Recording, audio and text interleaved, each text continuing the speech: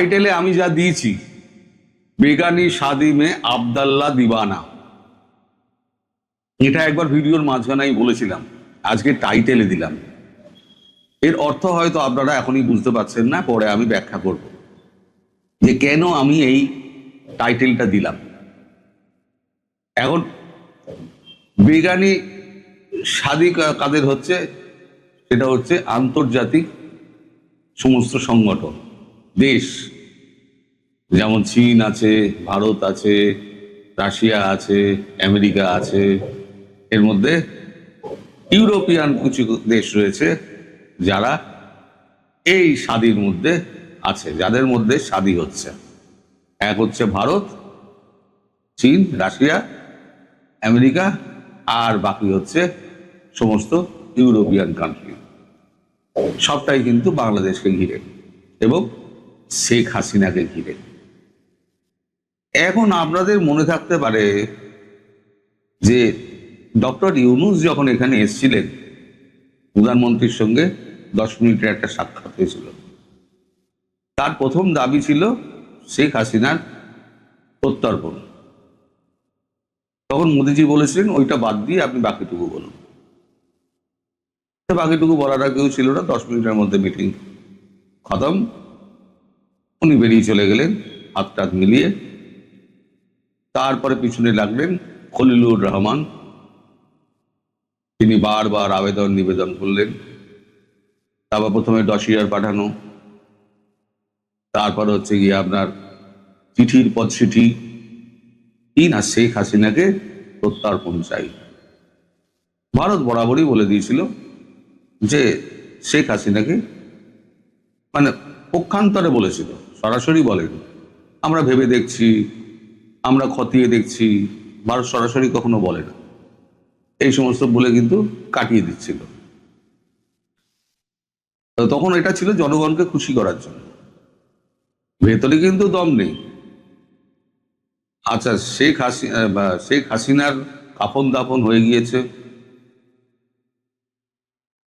তার দিল্লিতে কাফন দাফন হয়ে গিয়েছে, আওয়ামী লীগ নিষিদ্ধ হয়ে গিয়েছে, এই সমস্ত বলার পর যখন শেখ হাসিনা যখন বললেন যে আমি মাথা উঁচু করে দেশে ফিরব এবং কনফার্ম ডেট বললেন যে এই বছরের ডিসেম্বরের মধ্যেই ফিরব, তখন সব অন্তরাত্মা কেঁপে গেল।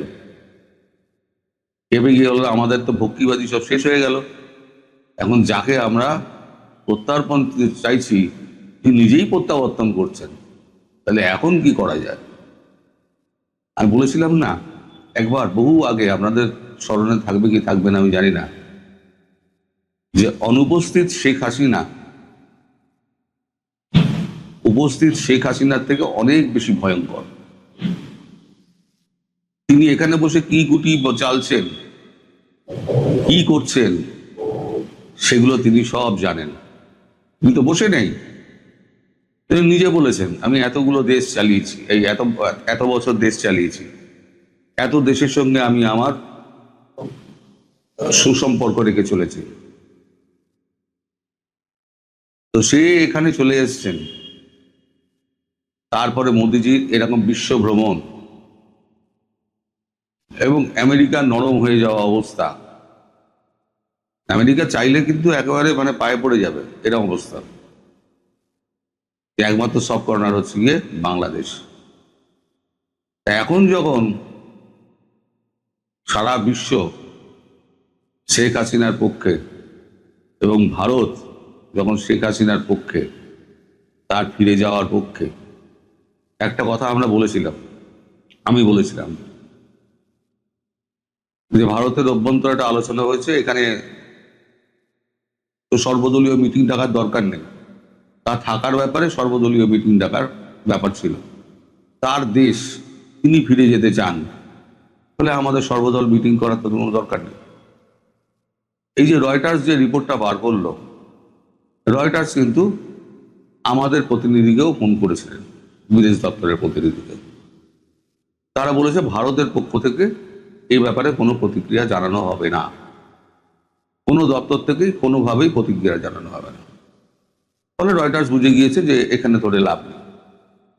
এবার তিনি বাংলাদেশ কর্তৃপক্ষকে ধরলেন। রয়টার্সের 7 দিনের প্রচেষ্টা এই কপিটা নিয়ে, যে 7 দিন ধরে তারা বিভিন্ন ব্যক্তিকে ফোন করেছেন, ফোন করে বোঝার চেষ্টা করেছেন যে শেখ হাসিনা ফিরলে পরে তাদের কি বক্তব্য, কিন্তু কেউ কোনো কথা বলেননি। কথা বলেননি একটাই কারণে, কারণ ভয় ত্রাস গ্রাস করছে আস্তে আস্তে। আর এই যে ডিসেম্বর বলছেন না উনি, ডিসেম্বরটা উনি মাথায় ঢুকিয়ে দিচ্ছেন। তার মধ্যে দেখবেন এই ডিসেম্বর করে সবাই যখন প্রস্তুত হবে, তার মধ্যে ঝপ করে একদিন ঢুকে পড়বেন। মিলিয়ে নেবেন আমার কথা। তো তখন এই বাহাদুররা যাবে কোথায়? আপনারা যদি ইউটিউব সার্চ করেন যে বেগানি শাদি মে আব্দুল্লাহ দিওয়ানা সং, একবার সার্চ করে দেখুন, বেগানি শাদি মে আব্দুল্লাহ দিওয়ানা সং বলে লিখুন। লিখলে যে গানটা আপনারা পাবেন, সেই গানটাতে পরিস্থিতি পুরো ব্যাখ্যা হয়ে গেছে, যে কেন আমি এটা বললাম। এটা আপনারা খুঁজে বার করুন, না পারলে আমায় লিখবেন, তখন আমি আপনাদের বলে দেবো যে বেগানি শাদি মে আব্দুল্লাহ দিওয়ানা আমি কেন বললাম। তো এখন শেখ হাসিনা তো পুরোপুরি তৈরি হয়ে গিয়েছেন। বিদেশের সমস্ত শক্তিগুলোর সঙ্গে তার টেলিফোনিক কনভারসেশন হয়েছে, এবং